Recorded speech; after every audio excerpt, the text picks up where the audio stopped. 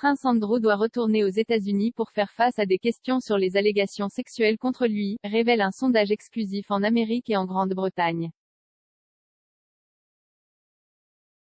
Les allégations contre le duc de York ont également endommagé l'image de la famille royale, selon des personnes des deux côtés de l'Atlantique.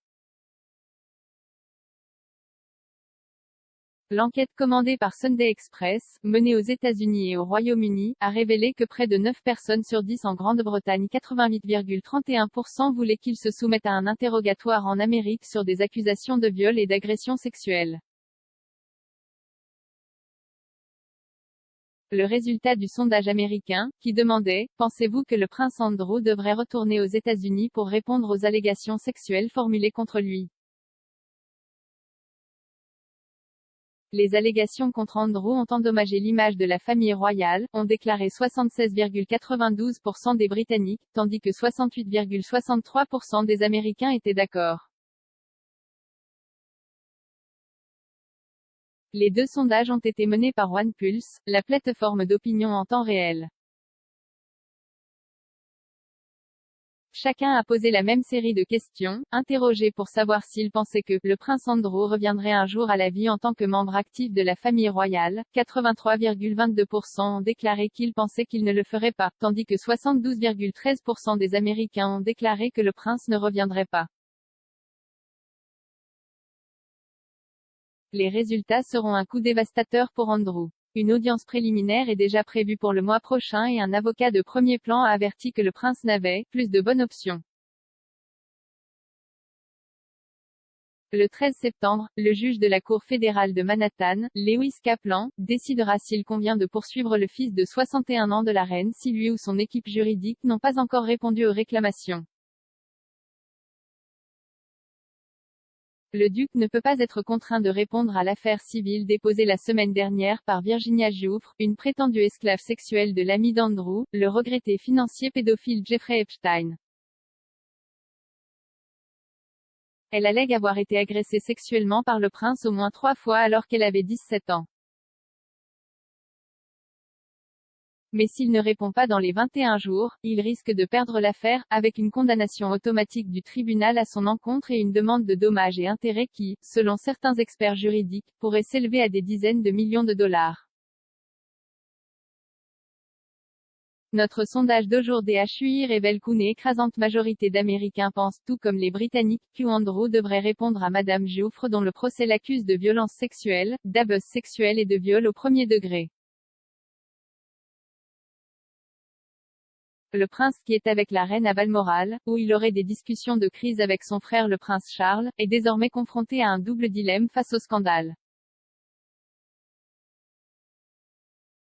S'il devait prêter serment ou témoigner dans l'affaire civile intentée par Madame Giuffre, tout ce qu'il pourrait dire pourrait être utilisé dans les futures affaires pénales en cours d'élaboration par le FBI, qui souhaite également l'interroger sur son amitié avec Epstein. Cela a été confirmé par Melissa Murray, professeure de droit à l'Université de New York, qui a déclaré « Toute preuve qui émerge dans une affaire civile peut être utilisée pour informer de futures accusations criminelles. » Le professeur Murray a ajouté que le prince pourrait faire une offre pour régler l'affaire, mais rien ne garantit qu'une telle offre serait acceptée et pourrait également se retourner contre lui. Stoller pourrait être vu comme disant qu'il y avait une part de vérité là-dedans. Son point de vue est soutenu par l'éminent avocat de la défense civile new-yorkaise Albert De Aquino, qui a déclaré catégoriquement « Il n'y a pas de bonne option. Je ne pense pas qu'il se soumettra à l'autorité du tribunal pour lui ordonner de déposer une déposition ou de répondre à des questions sur laquelle il souhaite s'opposer. Il court trop de risques d'auto-incrimination, ce qui pourrait alors engendrer une action pénale à son encontre. L'avocate des droits des femmes basée au Texas, Michelle Tuggle, a averti qu'Andrew pourrait également être accusé d'outrage par le juge s'il ne répondait pas aux allégations de Madame Giuffre, ce qu'il a toujours vigoureusement nié.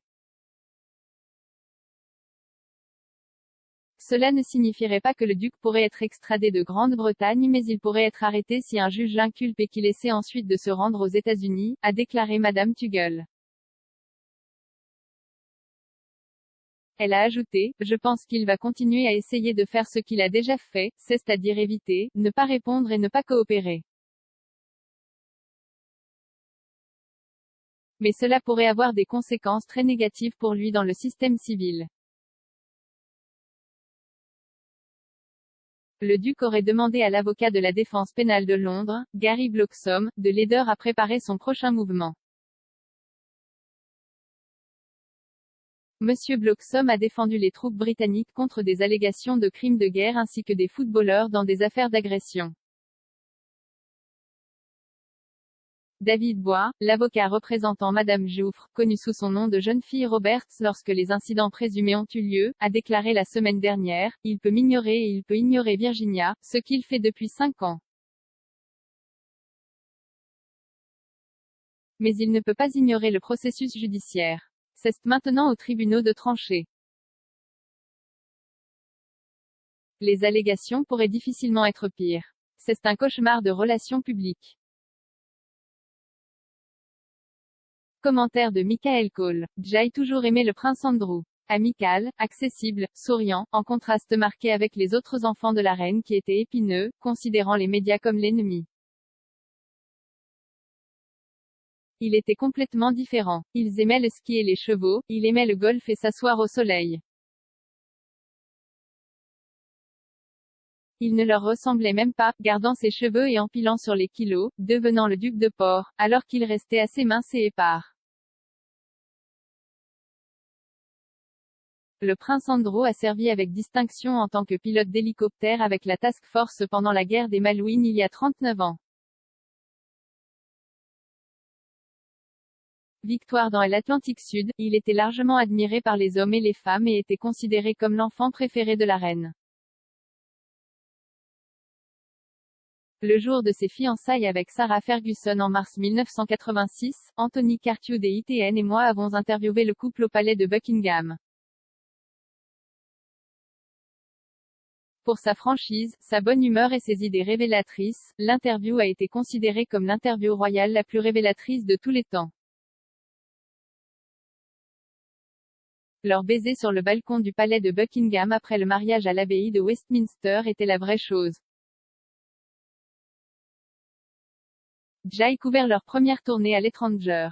Le duc et la duchesse de York, tel qu'il était devenu, avaient le monde à leurs pieds, populaire, glamour et capable d'atteindre les gens ordinaires d'une manière que les autres membres de la famille royale ne pouvaient ou ne voulaient pas. C'est pourquoi Jay était désolé de les voir divorcer 10 ans plus tard et encore plus triste de voir le prince s'empêtrer dans le berceau d'un chat légal dont il ne sera pas facile de s'échapper, certainement pas avec sa réputation ou sa dignité intacte. La duchesse de York, toujours Sarah avec son ex-mari et jamais Fergie, a été abattue par ses relations étroites avec 2 hommes d'argent américains, Johnny Bryan et Steve Wyatt. Il a fallu un financier new-yorkais, Jeffrey Epstein, pour faire tomber le prince Andrew. Son amitié mal avisée avec le défunt pédophile a effectivement annulé son rôle en tant que membre actif de la famille royale, les retombées juridiques croissantes ne garantissant désormais aucun retour à la vie privilégiée qu'il connaissait autrefois.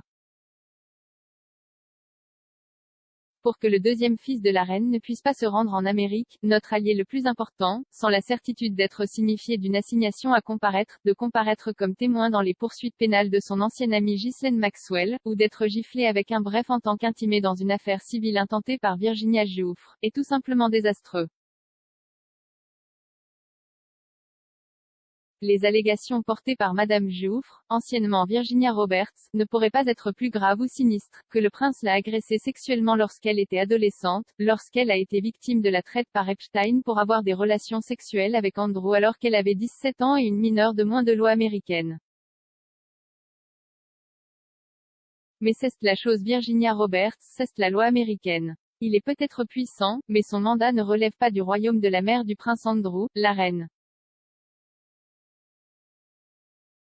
En Grande-Bretagne, la loi est administrée et la justice rendue au nom de la reine, dans les tribunaux de Sa Majesté, par les juges de Sa Majesté, dont la plupart sont des conseils de la reine.